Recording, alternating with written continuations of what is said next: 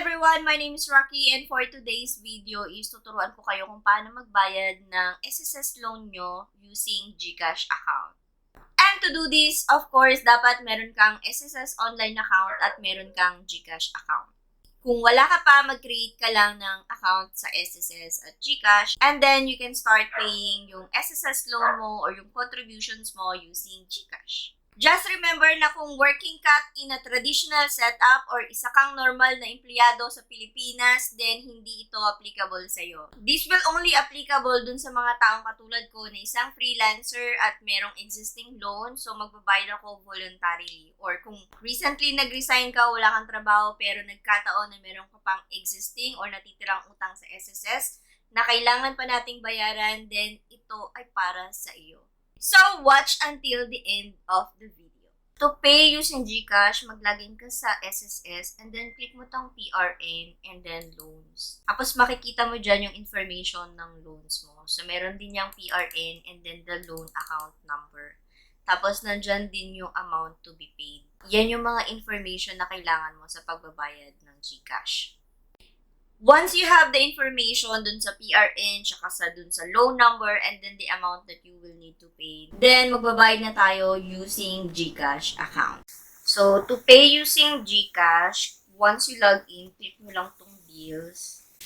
Tapos, isearch nyo yung SSS.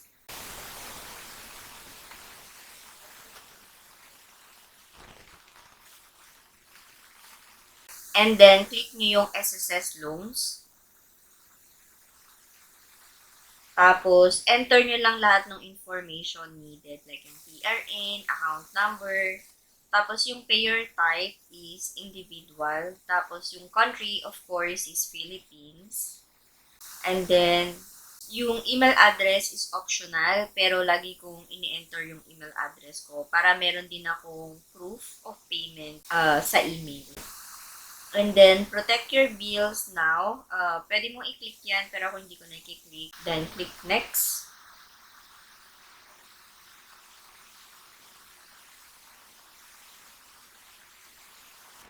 Tapos, double check the information and then click confirm. In case nagkamali ka dun sa amount, okay lang yun kasi bibigyan ka ng error like this. Tapos, i-back mo lang ulit tapos i-enter mo yung correct amount kung ano yung amount na nag-pop up. Kasi minsan may cent difference yung sa bill mo tsaka dun sa GCash information. So, pag nangyari yon, ulitin mo lang ulit. Ilagay mo lang yung correct amount na sinabi ni GCash. Pagkabayad nyo sa GCash, refresh nyo ulit yung account nyo sa SSS. Then, ganito na yung magiging itsura niya. Pagtingin nyo, wala na yung PRN. Nakalagay na dyan is generated PRN. Ibig sabihin yan is successful yung pagkabayad nyo. Yun nga lang is hindi pa magpo-post agad yung payment ninyo. Sabi ni Google, up to 3 days daw yung posting. The next day. So, chinek ko ulit kinabukasan and nakita ko na nakapost na yung payment ko sa SSS loan. And that's it for today's guys. Kung meron kayo natutunan kahit paano, please don't forget to like and subscribe to my channel, Rocky Star. Hanggang sa muli nating pagkikita. Bye-bye!